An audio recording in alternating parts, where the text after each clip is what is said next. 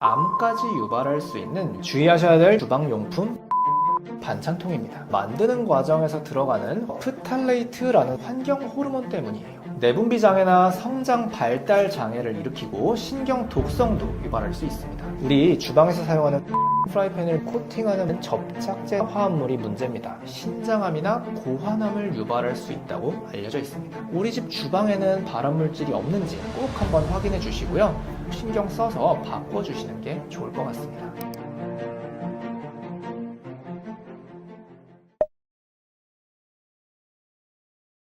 혹시 냉장고 안에 음식을 어떻게 보관하고 계신가요? 아마도 플라스틱 반찬통이나 지퍼백, 비닐봉지 이런 걸 사용하시는 분들이 많을 것 같은데요. 우리 집에서 이렇게 편리하게 사용하는 이런 반찬통에서 발암물질이 나올 수 있다, 이런 이야기 들어본 적이 있으신가요? 오늘은 그대로 방치하고 사용하면 아토피나 알러지, 비염, 치매, 암까지 유발할 수 있는 위험한 물질들에 대해서 간단하게 얘기해 보려고 해요. 주의하셔야 될 첫 번째 주방용품, 바로 플라스틱 반찬통입니다. 이 플라스틱 반찬통이 위험한 이유는 이걸 만드는 과정에서 들어가는 환경 호르몬 때문이에요. 환경 호르몬 중에서 프탈레이트라는 성분에 대해서 먼저 설명드려 볼게요. 프탈레이트는 딱딱한 플라스틱을 부드럽게 만들어주는 가소제 성분인데요. 플라스틱이 원료인 장난감 아니면 반찬통, 화장품통, 생활용품 이런 것들에 많이 들어갑니다. 하지만 이 프탈레이트, 환경 호르몬의 대표 주자인데요. 내분비 장애나 성장 발달 장애를 일으키고 신경 독성도 유발할 수 있습니다. 그리고 소아에게는 소아암까지도 유발할 수 있다고 알려진 되게 위험한 물질이에요. 국제암연구소에서는 이 프탈레이트를 이비군 발암물질로 분류하기도 했어요. 아니, 근데 플라스틱통을 가열한 것도 아니고 그냥 냉장고에 넣었을 뿐인데 여기서 이런 물질들이 나올 수 있냐? 이런 생각을 하실 수 있는데요. 이 궁금증에 대해서 실제로 순천향대학교 의과대학 직업환경의학과 연구팀이 진행한 실험이 있습니다. 3,300명의 사람을 대상으로 소변 속에 있는 프탈레이트의 농도를 측정했거든요. 그 결과 냉장고에 식품을 보관할 때 플라스틱 통이라던가 지퍼백,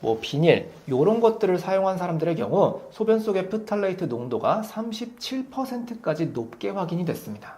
바꿔 말하자면 아무리 냉장고에 차갑게 보관을 했더라도 이 플라스틱 용기를 사용하는 것만으로도 환경 호르몬에 노출될 위험이 높다, 이런 말씀을 드리는 거예요. 프탈레이트 말고 비스페놀 A라고 부르는 환경 호르몬도 문제인데요. 비스페놀 A는 우리 몸속에서 여성 호르몬이랑 비슷한 작용을 합니다. 그래서 여러 가지 내분비 질환, 비만이나 당뇨 이런 걸 유발할 수 있어요. 그래서 이런 유독물질이 들어있는 반찬통에는 식품을 오래 보관하는 게 좋지 않고요. 이걸 대체하기 위해서는 스테인리스 아니면 유리로 된 반찬통을 사용하시는 것이 좋겠다, 이렇게 기억해 주시면 될 것 같습니다.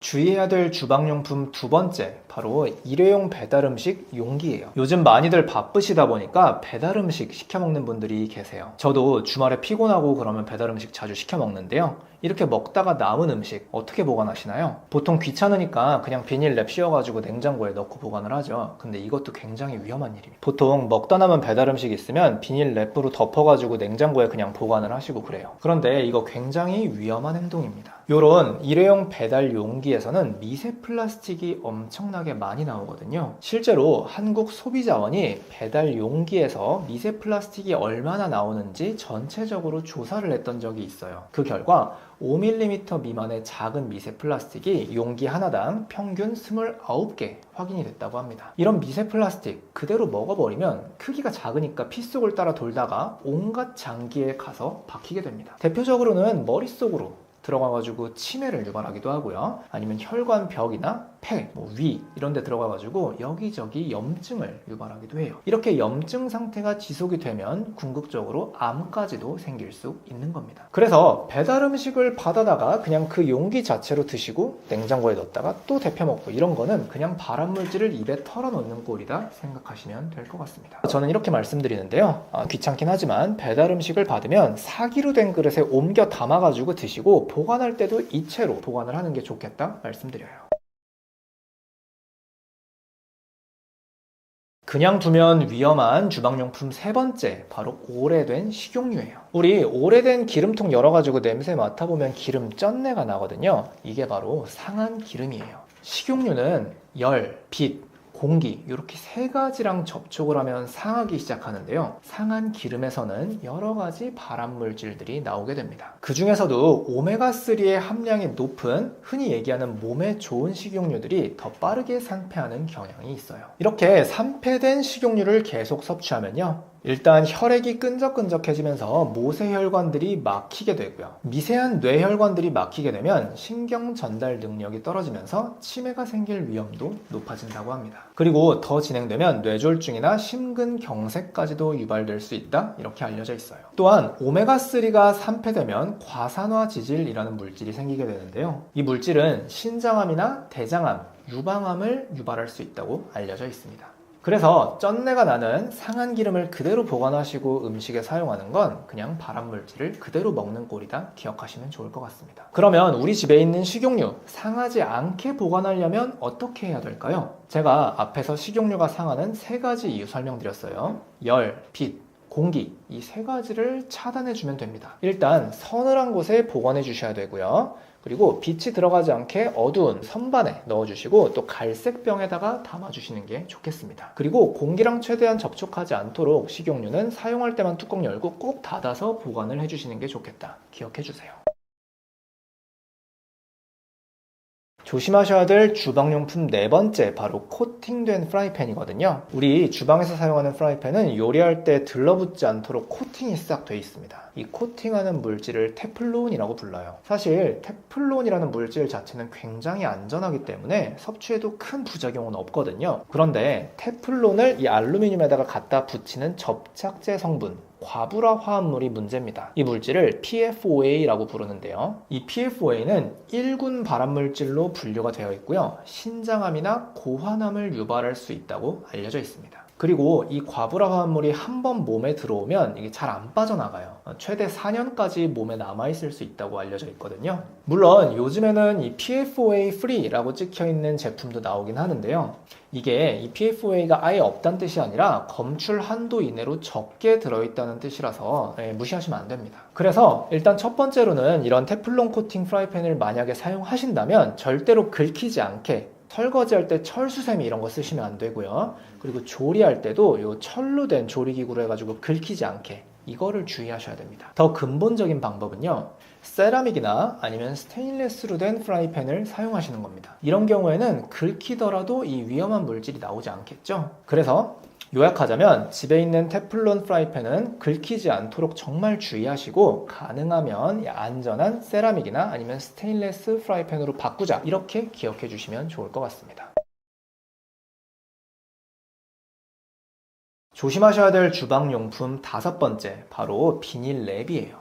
비닐랩도 이 음식 보관할 때 많이들 사용하시잖아요. 이 비닐랩에서도 환경 호르몬이 나올 수 있어서 조금 주의하셔야 됩니다. 우리가 사용하는 비닐랩은 가정용이 있고요. 그리고 가게에서 사용하는 산업용이 있습니다. 가정에서 사용하는 가정용은 폴리에틸렌, PE라는 성분이 주를 이루고요. 그리고 산업용은 PVC 성분이 주를 이루는데요. 가정용에서는 유해 성분이 거의 나오지 않아서 안전하지만 이 산업용 비닐랩이 조금 문제입니다. 여기서는 이 딱딱한 PVC를 부드럽게 하기 위해서 가소제 성분을 좀 많이 넣었어요. 특히 열을 가했을 때 이 환경 호르몬이 한 번에 나올 수 있다고 합니다. 마트에서 고기 샀을 때 이 고기를 랩에 뚫뚫 말아가지고 주는 경우가 있는데요. 이걸 그대로 냉장고에 보관한다. 이것도 환경 호르몬을 그냥 섭취하는 거나 다름없다라고 생각해 주시면 좋겠습니다. 오늘은 우리도 모르게 섭취하고 있었던 주방 속의 발암물질 5가지에 대해서 설명드려봤습니다. 평소에 건강을 생각해서 좋은 음식이랑 영양제,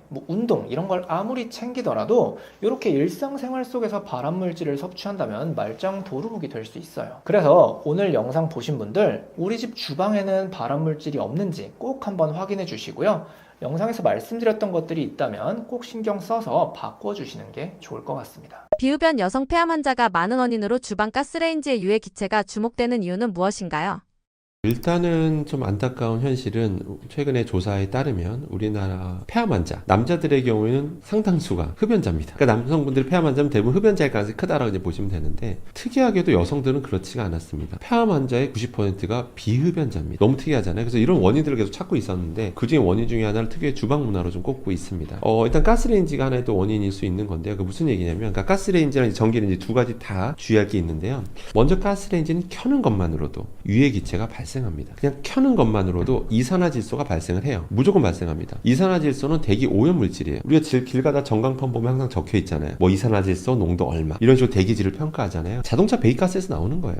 근데 그걸 가스레인지 켜는 것만으로 계속 들이마시는 겁니다. 이러다 보니까 미국에서 캘리포니아주와 뉴욕주에서는 가스레인지를 금지하는, 생산과 판매를 금지하는 법안이 추진되기까지 했었습니다. 또 미국 화학협회에서는 가스레인지 사용 중단을 촉구하는 입장문까지 냈었어요. 그 정도라 보시면 되는데요. 자, 그런데 문제가 있습니다. 그러면 뭐 전기레인지는 괜찮냐? 전기레인지는 아까 말한 이산화질소 문제는 없는데 다른 문제가 있어요. 그러니까 가스레인지든 전기레인지는 기본적으로 뭘 여러분 조심하셔야 되면, 일단 거기서 너무 우리가 고온 조리를 한다라는 거죠. 그러니까 우리가 그냥 물만 넣고 끓이면 상관이 없어요. 그 정도는 상관이 없는데, 우리가 대표로 지지고 볶고 튀기고 굽는 행위, 이게 바로 문제인데, 거기서 막 우리가 예를 들어 프라이팬이라면 뭐 가스레인지든 전기레인지에 올려놓고 뭐 기름 두르고 막 이것저것 볶으면 하잖아요. 그런 과정에서 유증기가 초미세 입자 형태로 막 날아가고요. 그 다음에 각종 분해 생성물들이 또 공중 날아갑니다. 그런 게 다 우린 초미세 먼지라고 불러요. 그런 것들을 요리하시는 분들은 그걸 다 들이마시게 됩니다. 그러다 보니까 폐에 안 좋겠죠. 그럼 이게 제가 그냥 추정이냐? 그렇지 않습니다. 안타깝게도 우리나라 급식 종사자분들을 최근에 조사했었어요. 초중고등학교 급식 종사자 조사해 봤더니 연령대도 굉장히 다양했거든요. 그런데 약 32%가 폐 이상 소견을 봤습니다. 만약 연령대를 높은 연령대 한정했다면 훨씬 더 높았을 겁니다. 그 정도로 이게 그 급식 종사자분들 하루 종일, 하루 8시간씩 계속 그런 유증기에 노출돼 있잖아요. 그러다 보니까 서서히 몸이 폐가 안 좋아지셨던 거다라고 보시면 됩니다. 그래서 기본적으로 요리가 지지고 볶고 튀기고 굽는 이런 행위들은 그런 요리보다는 좀 삶거나 그냥 끓이는 정도, 그런 요리가 가장 좋다라고 보시면 되고요. 기본적으로 요리하실 환기가 필수입니다. 레인지 후드 키는 건 기본이고요. 근데 보통 이제 환기하라고 권하면 옆에 있는 거 하나만 여세요, 창문. 근데 그건 별로 효과가 없습니다. 반드시 2개는 열어야 돼요. 반드시 뭔가 하나 2개를 열어야 순환이 되면서 유해물질 농도가 확 낮아집니다. 그래서 꼭 요리하실 때는 반드시 환기하면서 요리하시는 게 가장 중요하다라고 보시면 되겠습니다. 힐링을 위해 피우는 향초나 인센스 스틱이 오히려 폐암의 원인이 될 수 있는 이유는 무엇일까요? 인센스 스틱만 해도 이걸 태우는 과정에서 여러 가지 미세 입자가 발생하고요. 공기중으로 발생하게 되고, 다완 방향족 탄화수소라고 해서 그런 것들도 공기중으로 이제 발생하게 되는데, 그런 것들을 우리가 들이마시게 되면 바로 그냥 기관지를 못 거르고 기관지를 통과해서 바로 이제 폐까지 달라붙을 가능성이 크기 때문에 폐에 안 좋을 가능성이 크죠. 그렇기 때문에 뭐 향초든 인센스 스틱이든 그걸 사용하시게 되면 좀 환기가 잘 되는 조건에서, 그리고 혹시 켜셨다면 또 역시 주기적으로 환기하는, 그렇게 사용하시기를 좀 권해드리겠습니다. 먼지 제거 스프레이나 헤어스프레이를 밀폐된 공간에서 사용할 때 발생하는 뇌의 영향은 무엇인가요? 일단은 먼지 제거 스프레이나 헤어 스프레이 보시면 주의사항이 나와 있어요. 뭐냐면 밀폐된 공간에 사용하지 마십시오 라고 대놓고 나와 있습니다. 도대체 왜 그러는 걸까요? 일단은 저런 스프레이는 기본적으로 추진체가 있어야 돼요. 추진체가 있어야 돼서 쫙 발사될 수 있는 건데, 그 대표적으로 많이 쓰는 게 바로 프로판가스와 부탄가스를 굉장히 많이 씁니다. 그런 것들을 굉장히 그런 밀폐된 공간에서 고농도를 흡입하게 되면 굉장히 몸에 해롭다라고 이미 알려져 있고요. 그래서 반드시 환기가 잘 되는 조건에 써야 되고요. 특히 헤어 스프레이 같은 또 뭘 조심하셔야 되냐면, 거기에 여러 가지 이제 고분자 성분이라는 게 있는데, 그게 이제 피막을 입히면서 약간 굳게 해주는 거예요. 딱딱하게. 그래서 헤어스프레이 쫙 뿌리면 약간 굳게 해주는 그런 역할이 있잖아요. 그 상태로. 근데 그런 고분자 피막이 형성되는데, 그 고분자 성분을 그런 식으로 쫙 스프레이 형태로 뿌려서 그걸 우리가 호흡기로 만약에 들이마시게 되면요, 자칫 폐에 들어갈 경우에는 정말 폐에 또 악영향을 미치는 만큼 반드시 저런 것들은 좀 오픈된 공간에서 사용하셔야 된다는 거 꼭 명심하시길 바라겠습니다. 한국인이 매일 반복하는 행동 중 가장 흔한 발암 습관은 무엇인가요? 일단은 대표적인 거 하나는 저는 2가지만 꼽자면, 하나는 좀 페트병 생수. 페트병 생수가 정말 저는 개인적으로 좀 요새는 거의 남용 수준이라고 봅니다. 남용될 정도로 페트병 생수는 정말 편하잖아요. 사실 외출할 때만 해도 너무 그냥 하나 갖고 다니는 게 편하니까. 그래도 오늘 제가 하나 자랑하고 싶은 건, 제가 저렇게 저도 이렇게 텀블러 들고 다닙니다. 마찬가지로 가급적이면 텀블러 좀 들고 다니실까 제일 좋고요. 아까 말씀 페트병 생수 같은 경우는 미세 플라스틱으로서 자유로울 수가 없습니다. 지금 미세 플라스틱에 대한 독성 연구가 좀 굉장히 활발하거든요. 이미 뭐 미세 플라스틱 많이 먹었을 때 장내 미세물군의 뇌에 교란시킨다는 실제 임상 사람 실험 결과까지 있습니다. 사람과 실험해 본 거예요. 저런 실제로 삶을 편하게 생활하라고 한 다음에 저런 플라스틱 사용량과 특히 페트병 생수 이런 것 사용량과 이제 변을 분석해서 실제 장내 미생물의 변화가 있나 봤더니 실제 장내 미생물군의 변화까지 유발하는 것까지도 밝혀졌습니다. 그러니까 한두 번 먹었다고 해서 걱정할 필요는 없지만 지속적으로 너무 습관처럼 과량 섭취하는 거는 조심할 필요가 있고요. 게다가 혹시라도 그 페트병 생수가 제대로 관리가 잘 안 됐다면, 아까 정보를 대놓고 얘기했잖아요. 직사광선에 오래 노출되면 이런 알데히드류 같은 발암류들이 나올 수가 있다고 말했지 않습니까? 자, 여러분이 드시는 그 페트병 생수 얼마나 관리가 잘 됐을지 아무도 장담할 수가 없겠죠. 그렇기 때문에 가급적이면 환경을 생각해서라도, 또 저렇게 너무 플라스틱, 너무 이게 배출량이 너무 많다 보니까 환경 문제도 심각하거든요. 100% 재활용되는 것도 아닙니다. 그렇기 때문에 가급적이면 페트병 생수 사용을 조금 자제하시는 게 가장 바람직하겠다라고 보시면 되겠습니다. 근데 한 가지만 더 덧붙이자면 고체 연료라고 아시는지 모르겠습니다. 고체 연료가 작은 이런 소형 연료 있잖아요. 그래서 우리가 뭐 일본식 선술집이라든지 그래서 뭐 돈카츠 집 같은 데 보면 이런 음식을 덮이기 위해서 막 불 붙여서 하는 거 있잖아요. 저도 최근에 어떤 식당 갔는데 저도 깜짝 놀랐는데 여전히 실내에서 식당에서 많이 쓰더라고요.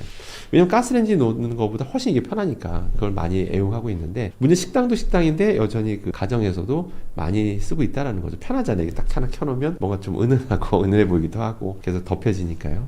근데 문제는 뭐냐면 여전히 메탄올을 주원료로 쓰는 고체 연료가 쓰는 게 불법이 아니라는 겁니다. 일단 메탄올이라는 게 뭐냐면 소주잔에 한 5분의 1만 담아서 제가 원샷을 하면 저는 실명합니다. 영구 실명합니다. 그 정도로 독성이 강한 게 메탄올인데, 메탄올 증기 형태로 들이마셔도 똑같습니다. 들이마셔도 시신경에 치명적이다 라고 보시면 됩니다. 얼마나 치명적이길래 유럽에서는요, 아주 예전에 자동차 워셔액에서는 못 쓰게 했어요. 자동차 워셔액에서는 아예 메탄올 못 쓰게 했습니다. 근데 우리나라는 2018년이 돼서야 자동차 워셔액에 메탄올을 못 쓰게 됐어요. 그래서 지금 다 에탄올로 바뀌었습니다. 그 정도로 독성이 강하기 때문인데요. 그런데 고체 연료에 대해서는 아직 규정이 없습니다. 왜냐면 고체 연료에 대해서는 당연히 밖에서 쓰는 거겠지라고 생각하는 것 같아요. 정부 관계자도. 밖에서 쓰는 거니까 밖에서 쓰는 것까지 문제 삼을 필요 없다라고 생각하는 것 같습니다. 근데 그 고체 연료 태우게 되면 이게 타기 전에 휘발하는 메탄올들이 있어요. 증기 형태로. 특유의 막 향이 있을 텐데, 저도 옛날에 식당 갔다가 저도 한번 당했던 적이 있는데, 누가 그걸 킨 거예요. 딱 켰는데 거기 앞에 앉았던 사람들이 정말 모든 그 6명이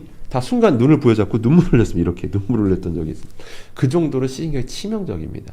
이게 지금도 실내 뭐 전골집이라든지 가정집에서 널리 쓰고 있다는 거죠. 그래서 결론은 만약에 그런 걸 쓰셔야 된다면 성분명을 보셔야 됩니다. 에탄올이라 적혀있는 거 쓰시는 게 좋고요. 메탄올이라 적혀있는 거는 저도 실내에선 절대 쓰시면 안 된다는 거 꼭 기억하시길 바라겠습니다.